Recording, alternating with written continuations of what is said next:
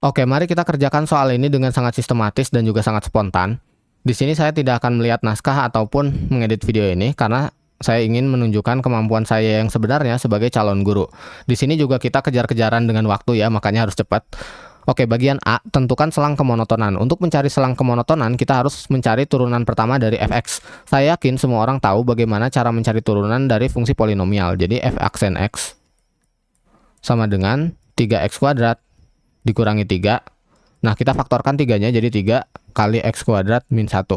Nah, kemudian kita cari TP, yaitu x yang menyebabkan f aksen x sama dengan 0. Nah, berarti 3 dikali x kuadrat min 1 sama dengan 0. Bagi kedua sisi dengan 3, berarti x kuadrat min 1 sama dengan 0. Tambahkan kedua sisi dengan 1, berarti x kuadrat sama dengan 1. Kemudian ambil akar di kedua sisi, jadi x sama dengan plus minus akar 1. Nah, di sini kita dapatkan TP itu ketika x sama dengan 1 atau x sama dengan negatif 1. Di sini kita sudah bisa membuat garis bilangan. Nah, jadi batasnya itu ketika x-nya sama dengan 1 dan ketika x-nya sama dengan negatif 1. Oke, kita sekarang uji titik. Pada interval ini, kita uji titik x sama dengan 0, kita substitusikan ke f aksennya. Nah, kita dapatkan hasilnya adalah negatif. Kita coba uji pada interval lain, kita ambil titik ujinya x sama dengan 2, kita substitusikan ke sini. Berarti dia positif gitu. Kemudian kita ambil titik uji lain ketika x-nya sama dengan negatif 2. Kita substitusikan lagi dan hasilnya positif. Nah, itu artinya kita tulis kesimpulannya di sini, kebetulan saya sudah copy. Jadi fx itu monoton naik pada interval terbuka dari negatif infinity sampai negatif 1. Nih, jadi di sini dia monoton naik. Dan juga monoton naik pada interval 1 sampai infinity. Jadi dia monoton naik juga di sini. Oke. Kemudian fx monoton turun pada interval negatif 1 sampai 1. Nah, pada interval ini fx turun. Oke. Itu intinya. Kemudian kita masuk soal nomor B, yaitu apa? Titik kritis dan nilai ekstrim. Oke, titik kritis itu kemungkinannya ada 3. Ada ujung-ujung interval, ada titik singular, sama ada titik stasioner. Titik singularnya nggak ada. Kemudian ujung-ujung intervalnya juga nggak ada. Berarti satu-satunya kemungkinan adalah titik stasioner. Nah, titik stasioner terjadi ketika f aksen x sama dengan 0. Di sini kita sudah punya ya x yang menyebabkan f aksen sama dengan 0. Kita tinggal hitung aja f1 dan f negatif 1. Di sini f1-nya sama dengan negatif 1 dan f negatif 1 sama dengan 3. Oke. Nah, kemudian kita punya dua titik nih. 1, negatif 1 dan juga 3 maksudnya negatif 1, 3. Nah, oke. Nah, pertanyaannya, mana titik maksimum lokal dan mana titik minimum lokal? Kita lihat di sini ya. Pertama kita mulai dari yang 1 dulu. Nah, di sekitar 1 dia fungsinya turun.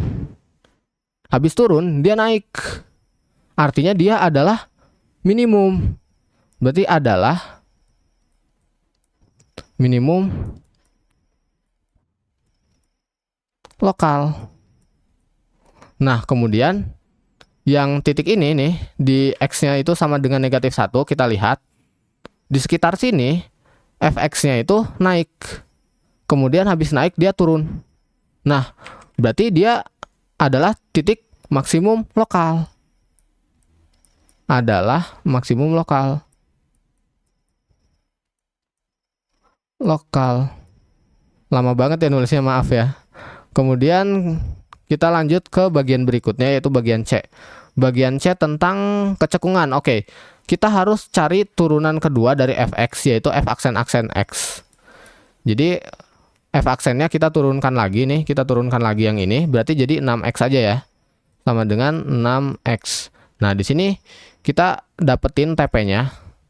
TP itu adalah ketika f aksen x sama dengan 0. Nah, di sini kita dapatkan pembuat 0 dari turunan keduanya adalah x sama dengan 0.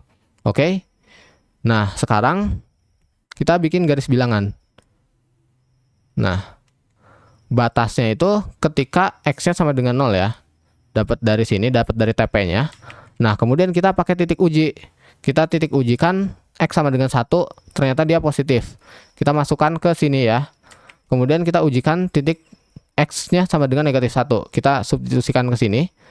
Nah, ternyata hasilnya negatif. Nah, artinya di interval 0 sampai infinity itu dia cekung ke atas, dan di interval negatif infinity sampai 0 dia cekung ke bawah. Oke, sekarang kita tinggal tulis kesimpulan. Sayangnya saya belum nulis. Jadi di sini saya tulis ulang aja, semoga cepat. Fx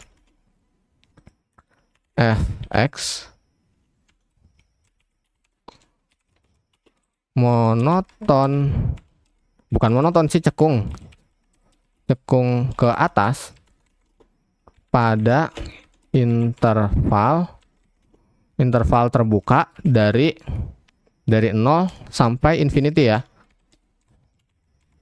Oke, kemudian yang satunya Fx cekung ke bawah pada interval terbuka dari negatif infinity sampai 0. Oke. Nah, ini adalah kecekungannya gitu. Interval kecekungannya. Sip, mantap ya. Oke, bagian C sudah selesai. Sekarang tinggal bagian D. Nah, bagian D saya warnain hitam. Oke, apa soalnya? Tentukan titik beloknya. Oke, titik belok terjadi ketika f aksen X sama dengan 0 gitu. Jadi ketika X-nya sama dengan 0 nih dalam kasus ini. Berarti kandidat titik belok itu adalah 0, nah F0, 0,F0. Jadi kita cari dulu nih F0-nya berapa. Ini saya tulis dulu F0. Nah, dan kita tentukan F0 sama dengan berapa gitu. F0 sama dengan berapa? Nah, di sini kan konstantanya itu 1, berarti F0 sama dengan 1 gitu. F0 sama dengan 1. Nah, berarti kandidat titik beloknya itu adalah 0,1 gitu. Nah, pertanyaannya apakah dia benar-benar titik belok? Kita lihat ke interval yang kita bikin gitu, garis bilangan yang kita bikin. Nah, di sini di sekitar 0, kecekungannya itu ada perubahan. Nih, di sebelah kiri dia cekung ke bawah, di sebelah kanan dia cekung ke atas. Artinya, titik ini benar-benar titik belok gitu. Jadi, ini adalah titik belok.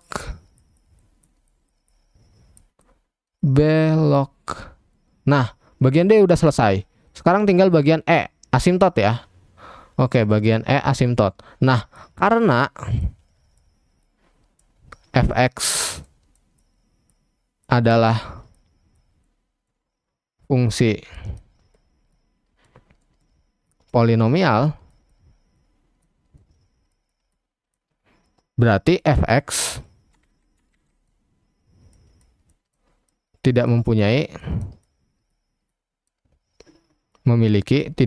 ya asimtot. Nah, itu adalah jawaban bagian E. Oke, simple aja. Jadi karena dia adalah fungsi polinomial, dia tidak punya asimtot. Oke, kemudian bagian F, sketsakan grafiknya. Oke, mantap, kita udah sampai nomor F. Nah, kita sketsakan grafiknya. Nah, oke, kita bikin dulu sumbu-sumbunya. Jadi jangan lupa ini dilabelin, ini adalah sumbu Y, ini adalah sumbu X. Oke. Kemudian di sini adalah titik 0, di sini adalah 1, di sini adalah 2, di sini adalah 3. Dan seterusnya, ini adalah negatif 1, di sini adalah negatif 2, di sini adalah negatif 3. Kemudian di sini adalah berapa? 1, di sini adalah 2, di sini adalah 3. Nah, ini adalah 3 ya. Nah, ini saya ke ataskan dikit. Kemudian di bawah sini ada negatif 1.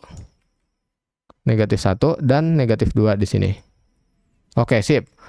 Kemudian kita coba panggil lagi titik-titik spesial. Nih, di sini.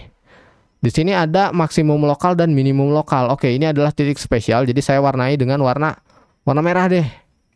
Biar mencolok gitu ya. Ini titik nggak usah merah juga. Oke. Nah, berarti di 1, negatif 1 dan negatif 1,3. Nih, negatif 1 saya titikin merah, dan juga 1, negatif 1. Nah, itu adalah titik spesial saya tandai di Cartesius saya. Kemudian ada titik apa lagi? Titik belok ya. Titik beloknya mana? Oke, titik beloknya ini saya warnai dengan warna merah juga. Sip. Jadi di 0,1 ya. Nah, di sini. Oke, sekarang kita tinggal gambar grafiknya. Nah, pada interval ini, jadi ketika X-nya itu kurang dari 1, dia itu monoton naik ya. Jadi kita gambarkan naik ke sini, menuju titik puncak. Set. Dan dia konkavnya konkav ke bawah. Kemudian kita turun lagi menuju titik belok, karena pada interval ini, pada interval negatif 1 sampai 1, fx-nya turun menuju titik belok. Nah, di titik belok konkavitinya berubah atau kecekungannya berubah. Jadi kita udah mulai cekung ke atas. Nah, kita turun terus sampai titik minimumnya, minimum lokal.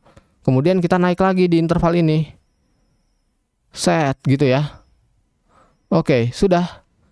Jadi ini adalah fx. Oke. Kemudian saya labelin ini. Ini titik apa? Maksimum max lokal. Ini adalah titik belok.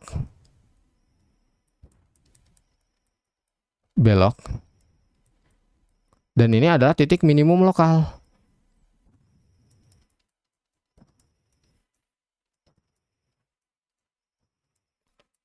Ya, kita sudah mengerjakan dari A sampai F ya. Ini saya juga kasih nomor F. Mudah-mudahan belum 12 menit. Oke, selamat tinggal.